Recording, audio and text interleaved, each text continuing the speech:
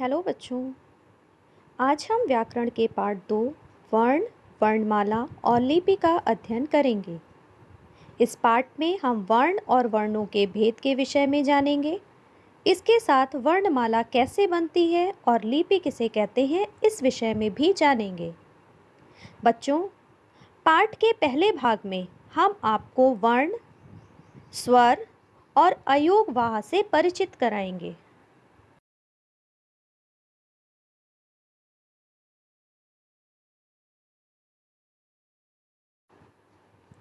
जैसा कि आपने पाठ भाषा में पढ़ा था कि हम बोलकर अपनी बात दूसरे तक पहुंचाते हैं और बोलते समय हमारे मुख से कुछ आवाज़ या ध्वनि निकलती है जो हमारे विचारों को दूसरे तक पहुंचाती है।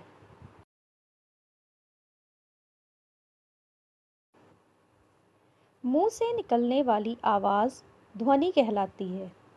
जब हम ध्वनि को चिन्हों के रूप में लिखते हैं तो उसे हम वर्ण कहते हैं। हम कह सकते हैं कि वर्ण भाषा की सबसे छोटी इकाई है जिसके और छोटे खंड या टुकड़े नहीं किए जा सकते।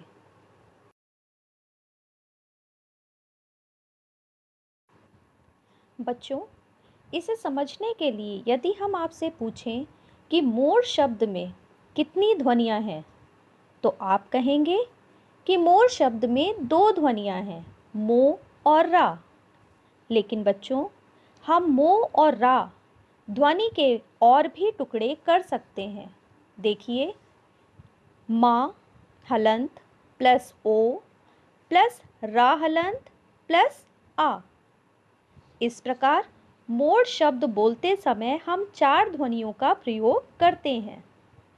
क्या इन ध्वनियों के और टुकड़े हो सकते हैं? नहीं, इनके और टुकड़े नहीं हो सकते। इसलिए हम कह सकते हैं कि वर्ण भाषा की सबसे छोटी इकाई है जिसके और टुकड़े नहीं किए जा सकते। आइए बच्चों, अब हम वर्णों के प्रकार के बारे में जानते हैं। वर्णों के 2 प्रकार होते हैं, स्वर और व्यंजन। आ से औ तक के वर्ण स्वर होते हैं तथा इनकी संख्या 11 होती है। क से ह तक के वर्ण व्यंजन होते हैं, इनकी संख्या 33 होती है।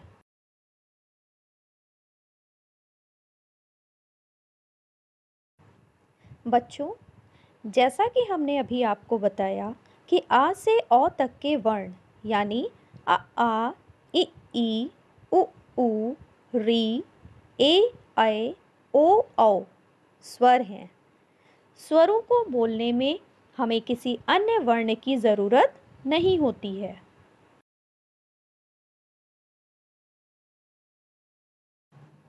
बच्चों, स्वर के बाद अयोगवाह आते हैं।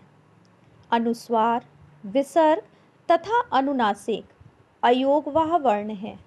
ये ना तो स्वर होते हैं और ना ही व्यंजन होते हैं।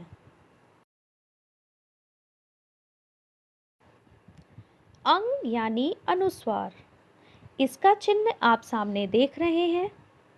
इसका उच्चारण नाक से किया जाता है।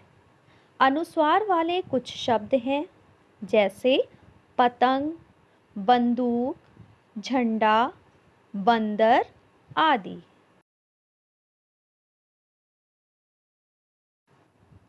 अनुनासिक भी अयोगवाह वर्ण है। अनुनासिक को चंद्र बिंदु भी कहते हैं। इसका उच्चारण नाक व मुंह दोनों से किया जाता है। इसके कुछ शब्द हैं दांत, सांप, चांद, मूछ आदि। आह यानी विसर्ग, इसका चिन्ह आप सामने देख रहे हैं। इसे 2 बिंदुओं के रूप में लिखते हैं। इसे बोलते समय ह की आवाज़ निकलती है, जैसे प्रातः, नमः, अतः आदि। आइए बच्चों, अब हम भाग 1 में पढ़ाए गए वर्णों के विषय में पुनरावृत्ति करते हैं। ध्वनि को जिन चिन्हों के रूप में लिखा जाता है उन्हें वर्ण कहते हैं। वर्ण भाषा की सबसे छोटी इकाई होती है। वर्णों के दो भेद होते हैं, स्वर और व्यंजन। स्वरों की संख्या 11 होती है। अनुस्वार, अनुनासिक और विसर्ग अयोगवाह कहलाते हैं। तो बच्चों, मुझे आशा है कि आप लोगों ने अब तक पढ़ाए हुए वर्ण और अयोगवाह के विषय में अच्छे से समझ लिया होगा।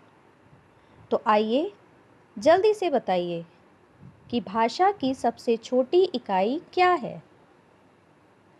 स्वर कहाँ से कहाँ तक होते हैं? स्वरों की संख्या कितनी है? अनुस्वार, अनुनासिक और विसर्ग के दो उदाहरण बताइए।